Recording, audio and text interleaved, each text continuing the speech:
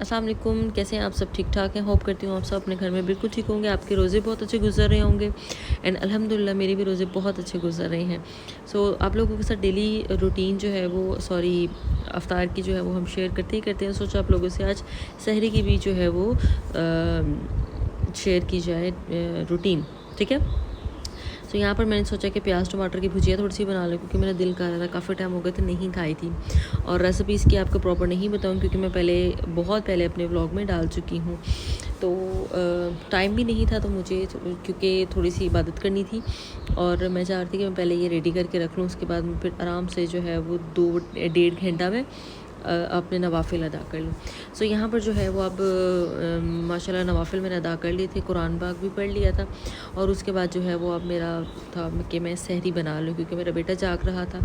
तो उसका प्लान था कि मम्मा आपके साथ सहरी करके सोऊंगा। मैंने कहा चलो ठीक है, मैं अकेली होती हूँ तो चलो आप मेरे साथ सहरी कर लेना। सो वो बस अब अपना वहाँ पर लेटा हुआ था और मैं जो है वो यहाँ पर सालन जो है वो मेरा ऑलमोस्ट बन चुका था, ठीक है।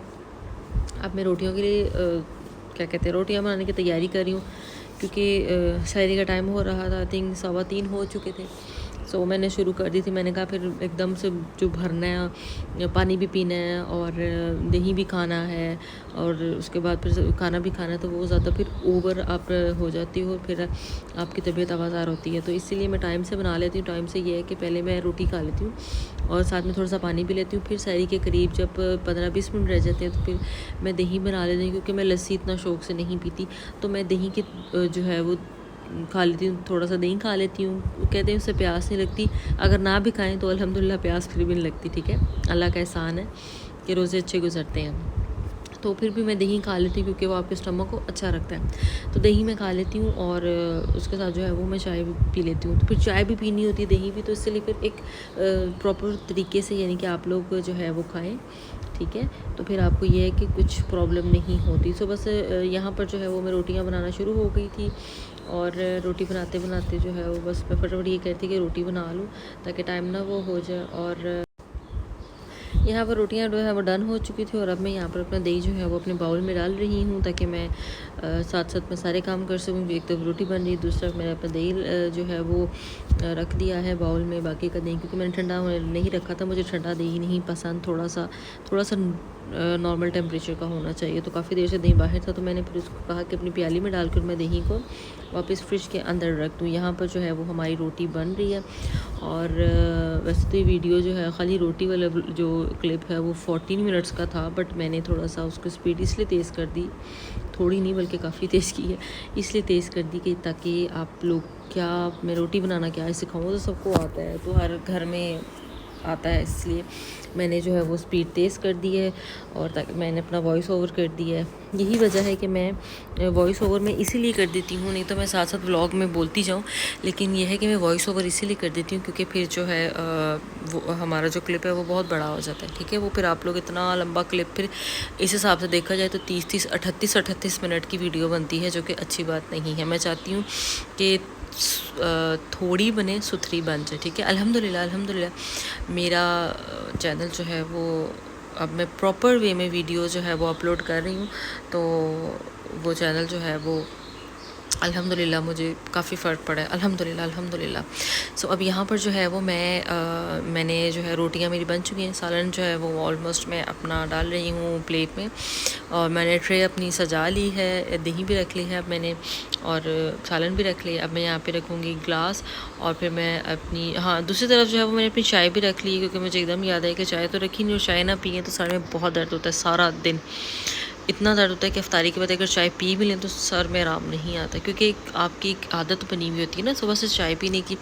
तो जब आप नहीं पीते हो ना तो फिर वो आपका रूटीन जो है वो सारा दिन आवाज़ार मेरा तो रहता है और मुझे फिर इतना पेन होता है। यहाँ पर मेरी सहरी की जो है वो ट्रे सज चुकी थी, सहरी जो है ऑलमोस्ट हो चुकी थी, ठीक है। और अब उसके बाद जो है वो मैं अपनी मेडिसिन ले रही थी, अपने विटामिन ले रही थी, क्योंकि विटामिन बहुत ज़रूरी होते हैं, आपकी बोन्स को स्ट्रॉन्ग करते हैं, आपको वीकनेस नहीं फील होने देते, आपको एनर्जी आपकी जो है वो बूस्ट रहती है, ठीक है।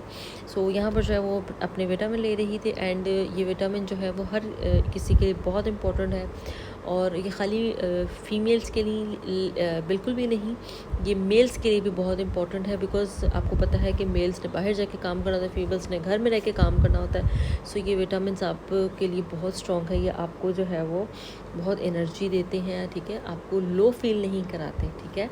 सो ये बहुत ज़रूरी है। अब मेरी जो है वो सहरी हो गई है डन, और नमाज में सिर्फ अज़ान में 5 मिनट रह चुके हैं। तब तक मैंने कहा अपनी मेडिसिन ले लूँ और आप लोगों को बता दूँ कि सहरी हमने माशाल्लाह से खा ली है अल्हम्दुलिल्लाह।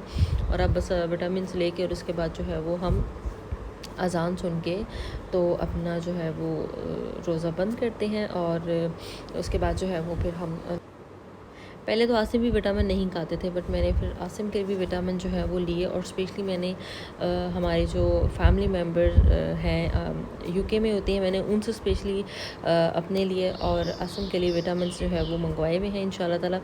अब वैसे तो हम अब यहाँ के खा रहे हैं, बट वो भी हमारे आने ही वाला है पार्सल। उसके बाद जो है वो फिर हम आपको वो भी मैं आपको विटामिन दिखाऊँगी इंशाल्लाह ताला, ठीक है। सो जी अल्हम्दुलिल्लाह सहरी भी डन हो गई, नमाज भी डन हो गई, अल्हम्दुलिल्लाह कुरान पाक भी डन हो गया। और बहुत अच्छी फीलिंग आ रही है, अब सुकून की नींद आई। क्योंकि आपको पता है कि अल्लाह के ज़िक्र के बाद तो दिली सुकून इंसान को जो मिलता है ना, वो मैं लफ्ज़ों में बिल्कुल भी नहीं बयान कर सकती। और एनीवे अल्हम्दुलिल्लाह फिर अल्लाह की ज़ात के शुक्र के सब चीज़ ओके होगी। और मैं आपको एक और चीज़ बताना चाहती हूँ, मैं 2 कुरान पाक पढ़ती हूँ, ठीक है। मैंने अभी जब सहरी की थी, सहरी से पहले जो है वो मैंने माशाल्लाह से कुछ नवाफिल अदा किए थे, जो कि मैं 3-4 साल से पढ़ रही हूँ, ठीक है।